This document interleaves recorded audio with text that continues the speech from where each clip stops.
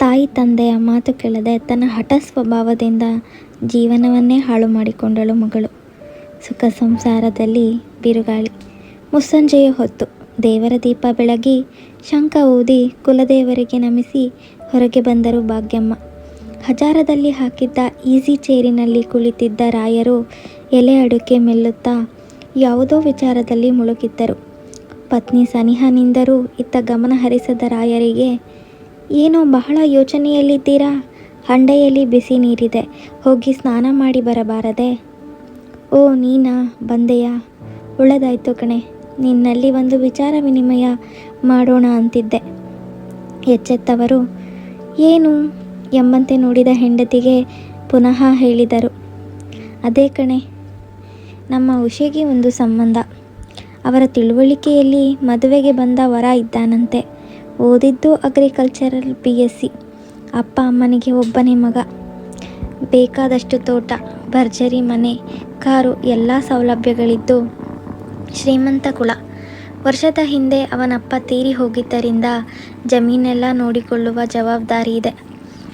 ಆದ್ದರಿಂದ ಹಳ್ಳಿಯಲ್ಲೇ ಇರಬೇಕಾಗುತ್ತದೆ. ಹಳ್ಳಿಗನಾದರೂ ಒಳ್ಳೆ ಸಂಬಂಧ, ಜಾತಕ ಕೂಡಿ ಅಂದರು. ಏನು ಮಾಡೋಣ? ಹಳ್ಳಿಯಲ್ಲಿರುವವರನ ಬಗ್ಗೆ ಹೆಂಡತಿಯ ಧೋರಣೆ ಏನಿದೆಯೋ ಎಂಬ ಆತಂಕ ರಾಯರದು. ನಿಮಗೆ ಒಪ್ಪಿಗೆಯಾದಲ್ಲಿ ನನ್ನ ಅಭ್ಯಂತರವೇನಿಲ್ಲ. ಆದರೆ ಮಗಳನ್ನು ಒಂದು ಮಾತು ಕೇಳದೆ ಜಾತಕ ಕೊಟ್ಟು ಬಿಡುವುದು ಸರಿಯಲ್ಲ. ಇಂತಹ ವಿಷಯಕ್ಕೆಲ್ಲ ಅಪ್ಪನಿಂದ ಹೆಚ್ಚು ಅಮ್ಮನಲ್ಲೇ ಮನ ಬಿಚ್ಚಿ ಹೇಳೋದು ಹೆಣ್ಣು ಮಕ್ಕಳು. ಹಳ್ಳಿಗರೇ ಆದ ಕೇಶವರಾಯರು ಒಂದಷ್ಟು ಅಡಿಕೆ ತೋಟ ಇದ್ದು ಸ್ವಂತ ಮನೆ ಇರುವ ಮಧ್ಯಮ ವರ್ಗದ ಕುಟುಂಬ. ಹೆಂಡತಿ ಭಾಗ್ಯಮ್ಮನ ಜೊತೆ ಉಷಾ, ನಿಶಾ ಎಂಬ 2 ಹೆಣ್ಣು ಮಕ್ಕಳ ಸಂಸಾರ ಅವರದ್ದು. ಹುಡುಗಿಯರಿಗೂ ವಿದ್ಯೆ ಕಲಿಸಬೇಕೆನ್ನುವ ಮನೋಭಾವದ ಅವರು ಮಕ್ಕಳನ್ನು ಪಟ್ಟಣದ ಹಾಸ್ಟೆಲ್ನಲ್ಲಿ ಉಳಿಸಿ ಕಾಲೇಜು ಶಿಕ್ಷಣ ಕೊಡಿಸಿದ್ದರು. ಉಷಾ ಡಿಗ್ರಿ ಮುಗಿಸಿ ಹತ್ತಿರದ ಪೇಟೆಯಲ್ಲಿ ಟೈಪಿಂಗ್ ಕಲಿಯುತ್ತಿದ್ದರೆ ನಿಶಾ ಡಿಗ್ರಿಯ ಕೊನೆ ವರ್ಷ ಓದುತ್ತಿದ್ದಳು. ಅಕ್ಕ ತಂಗಿಯರ ಮನೋಭಾವ ಬೆಳಕು ರಾತ್ರಿಯಂತೆ. ಉಷಾ ಖಂಡಿತವಾದಿ, ತನ್ನ ನಿರ್ಧಾರ ತಾನೇ ತೆಗೆದುಕೊಳ್ಳುವ ಹಠವಾದಿಯಂತೆ. ನಿಶಾ ಸಾಮ್ಯವಾದಿ, ತನ್ನ ಭವಿಷ್ಯಕ್ಕೆ ಹಾಗೂ ಹೋಗುಗಳಿಗೆ ಹಿರಿಯರ ಉಪದೇಶ ಸ್ವೀಕರಿಸುವ ಹಿರಿಯ ಗುಣ. ನಿಶಾ ಕಾಲೇಜಿನ ರಜೆಯ ಮೇಲೆ ಮನೆಗೆ ಬಂದಿದ್ದಳು. ಮಕ್ಕಳಿಬ್ಬರು ಮನೆ ಮಹಡಿಯ ಮೇಲಿನ ಕೋಣೆಯಲ್ಲಿ ಮಲಗುತ್ತಿದ್ದರು. ರಾತ್ರಿ ಊಟ ತೀರಿಸಿ ಮುಸರೆ ಮುಗಿಸಿ ಭಾಗ್ಯಮ್ಮ ಮಹಡಿ ಹತ್ತಿ ಬರಬೇಕಾದರೆ ಕೋಣೆಯ ದೀಪ ಇನ್ನೂ ಆರಿರಲಿಲ್ಲ. ಮಕ್ಕಳಿನ್ನೂ ನಿದ್ದೆ ಮಾಡಿಲ್ಲವೆಂದು ಒಳಗೆ ಕಾಲಿಡುತ್ತಿದ್ದವಳಿಗೆ ಗುಸುಗುಸು ಮಾತು ಕೇಳಿ ಬಂದು ಅಲ್ಲೇ ಬಾಗಿಲ ಮರೆಯಿಂದಲೇ ಕಿವಿಯಾನಿಸಿದಳು. ಅಪ್ಪ ನಿನಗೆ ಗಂಡು ಹುಡುಕುವ ಸನ್ನಾಹದಲ್ಲಿದ್ದಾರೆ ಕಣೆ ಉಷಕ್ಕ.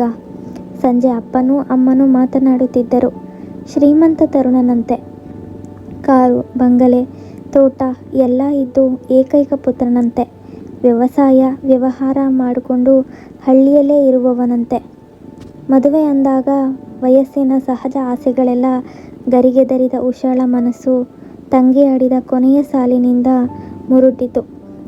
ನಾನು ಆ ಹಳ್ಳಿ ಗಮಾರನನ್ನು ಮದುವೆಯಾಗೋಲ್ಲ ತಂಗಿ.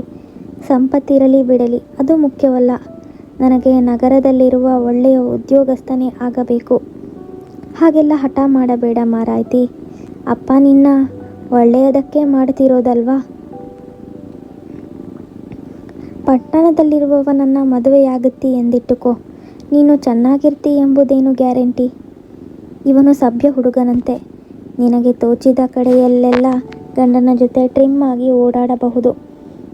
ಕಂಡ ಸೀರೆ, ಒಡವೆ, ವಸ್ತ್ರ ತಗೋಬಹುದು. ಒಟ್ನಲ್ಲಿ ಮಹಾರಾಣಿಯಂತೆ ಇರಬಹುದು. ನಾನಾಗಿದ್ದರೆ ಅಪ್ಪ ಅಂದಿದ್ದಕ್ಕೆ ಅಸ್ತು ಅಂತಿದ್ದೆ. ನಿನ್ನ ಭಾವನೆಗಳನ್ನು ಹೇಳಿದ್ದು ಒಳ್ಳೆಯದಾಯ್ತು ಕಣೆ. ಈ ಸಂಬಂಧನ ನೀನೇ ಒಪ್ಪಿಕೊಂಡು ಬಿಡೆ ನಿಶಾ. ನನ್ನಿಂದ ಮೊದಲೇ ನಿನ್ನ ಮದುವೆಯಾಗುತ್ತೆ ಎನ್ನುವ ಬೇಸರಿಕೆ ನನಗಿಲ್ಲ. ತಮಾಷೆ ಮಾಡಬೇಡಕ್ಕ. ಮನಸ್ಸಿಗೆ ತೋಚಿದ್ದು ಒದರಿಬಿಟ್ಟೆ. ನಿನ್ನ ಮದುವೆ ಮೊದಲು ನಾನು ಆಗೋದು ಉಂಟೆ. ಅದಕ್ಕೆ ಹಿರಿಯರು ಒಪ್ತಾರೆಯೋ? ನಿನಗೆ ಸಂಬಂಧ ಹಿಡಿಸಿರುವುದು ಮುಖ್ಯ. ಅಪ್ಪ ಅಮ್ಮನ ಒಪ್ಪಿಸುವ ಹೊಣೆ ನನಗಿರಲಿ. ಹೇಗೆ ರಾಜ್ಕುಮಾರಿ? ಓರೆನಾಟ ವಿರಿದಳು ತಂಗಿಗೆ. ಓ, ಬಾಗಿಲ ಬಳಿ ಅಮ್ಮ ಇದ್ದಾಳೆ.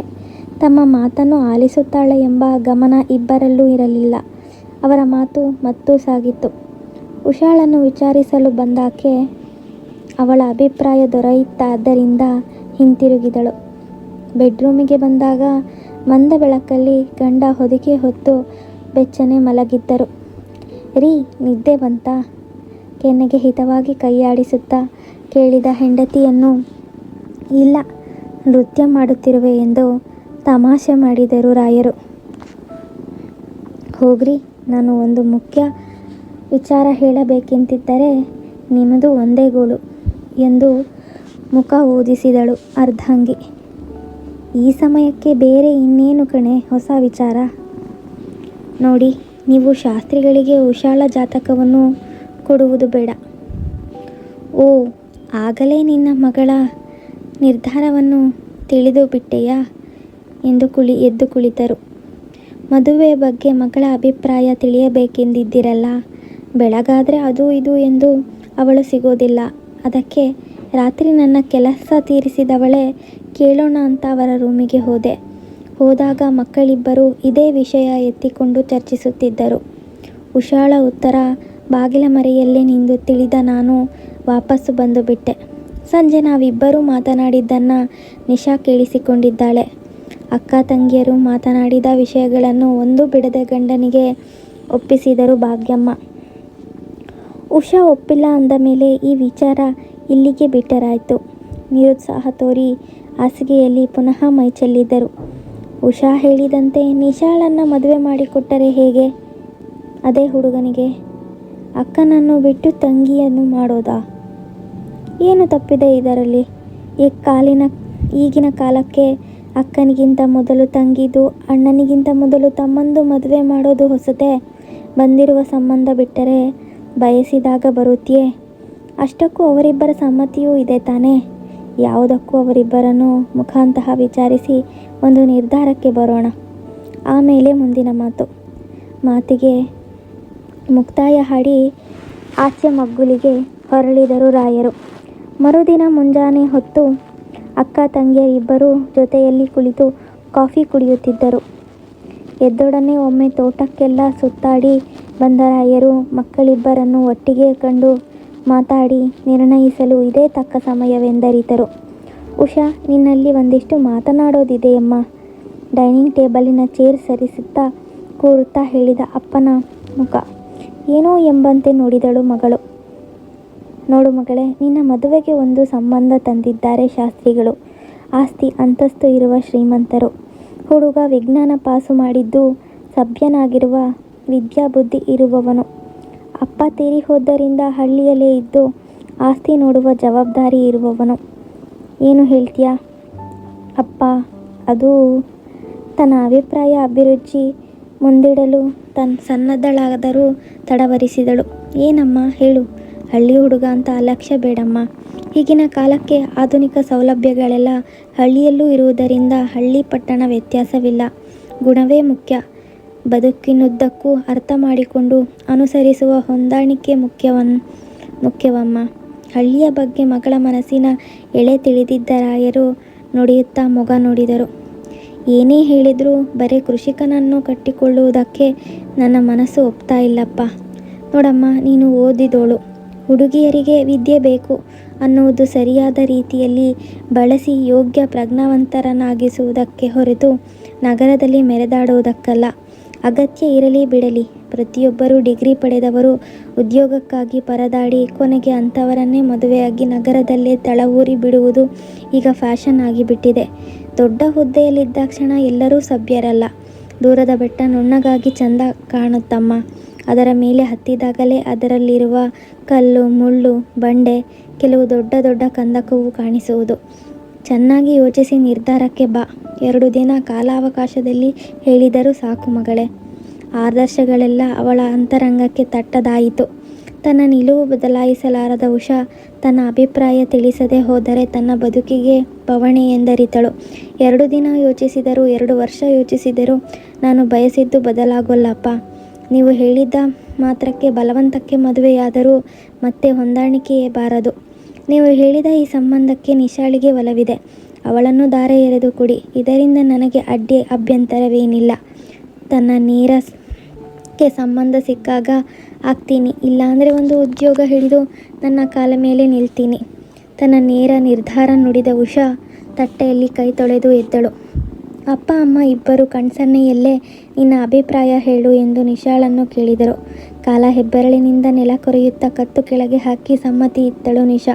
ಮುಂದಿನ ಚಟುವಟಿಕೆಗಳೆಲ್ಲ ಕೆಲವೇ ದಿನಗಳಲ್ಲಿ ಮುಗಿದು ಗುರು ಹಿರಿಯರ ಆಶೀರ್ವಾದದಿಂದ ನಿಶಾ ರಾಜಾರಾಮ ನಿಜ ದಂಪತಿಗಳಾದರು. ನಿಶಾ ಅತ್ತೆಯ ಮನ ಬೆಳಗಿದಳು. ದಿನ ಕಳೆದಂತೆ ಉಷಾಗೂ ಕಂಕಣ ಬಲ ಕೂಡಿ ಬಂತು. ತಾನು ಟೈಪಿಸ್ಟ್ ಆಗಿ ಕೆಲಸಕ್ಕೆ ಸೇರಿದ ಕಂಪನಿಯ ಮ್ಯಾನೇಜರನ್ನೇ ಪ್ರೀತಿಸಿ ಮದುವೆಯಾದ ದೂರದ ಕಲ್ಕತ್ತೆಗೆ ವರ್ಗ ಮಾಡಿಸಿಕೊಂಡರು. ಊರಲ್ಲಿರುವ ನಿಶಾ ಆಗಾಗ ಅಪ್ಪ ಅಮ್ಮನ ಭೇಟಿಗೆ ಬರುತ್ತಿದ್ದಳು. ಈ ನಡುವೆ ನಿಶಾ ಗರ್ಭಿಣಿ ಎಂದರಿತ ರಾಯರು ಭಾಗ್ಯಮ್ಮನೂ ಸಂತೋಷಪಟ್ಟರು.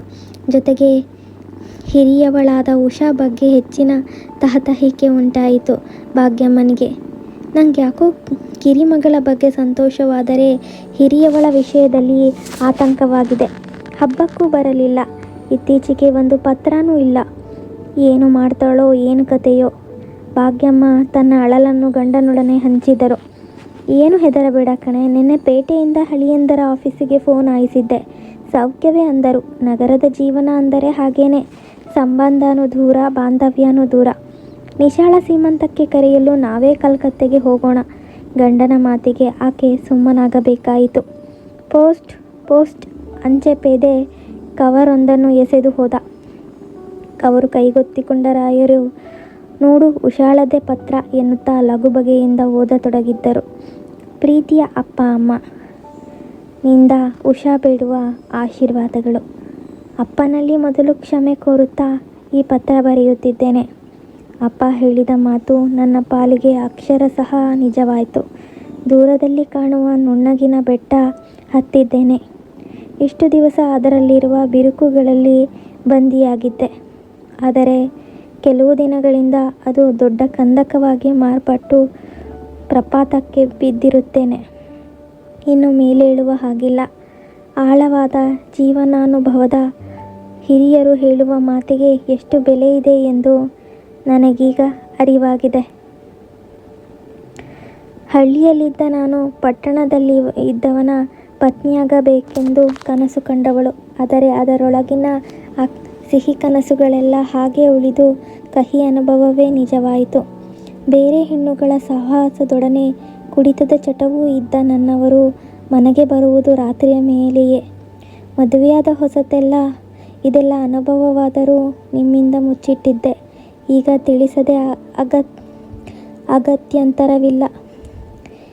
ಇದರ ಕಾಯಿಲೆ ಕಸಾಲೆ ಸಾಮಾನ್ಯ ಔಷಧಿಗೆ ಬಗ್ಗದೇ ಇರುವುದರಿಂದ ರಕ್ತ ಪರೀಕ್ಷೆ ಮಾಡಲಾಗಿ ಏಡ್ಸ್ ಸೋಂಕು ಇದೆ ಎಂದು ತಿಳಿಯಿತು. ಕೂಡಲೇ ನನ್ನ ರಕ್ತ ಪರೀಕ್ಷೆಯೂ ಆಯಿತು. ನಿಮ್ಮ ರಕ್ತದಲ್ಲೀಗ ಇಲ್ಲದಿದ್ದರೂ ದಾಂಪತ್ಯ ಮುಂದುವರೆದಲ್ಲಿ ಅಂಟುವ ಸಾಧ್ಯತೆ ಅಧಿಕ ಅಂದಿದ್ದಾರೆ. ಇನ್ನು ಜೀವನವೇ ಬೇಡ ಎಂಬ ಹಂತಕ್ಕೆ ಬಂದಿದ್ದೇನೆ. ಇಂತಿ ನಿಮ್ಮ ನಿರ್ಭಾಗ್ಯ ಮಗಳು ಉಷಾ. ಮಗಳ ಪತ್ರವೆಂದು ಸಂತೋಷದಿಂದ ದೊಡ್ಡದಾಗಿ ಓದಲು ಹಚ್ಚಿದ ರಾಯರ ದನಿ ಕುಗ್ಗುತ್ತಾ ಬಂದು ಕೊನೆಗೆ ಶಕ್ತಿ ಸಾಲದೆ ನಾಲಿಗೆ ಮರಗಟ್ಟಿ ಹೋಯಿತು. ಗಂಡ ಓದಿದ ಸಾಲುಗಳನ್ನು ಕೇಳಿಸಿಕೊಂಡ ಭಾಗ್ಯಮ್ಮ ಕುಸಿದು ಕುಳಿತರು.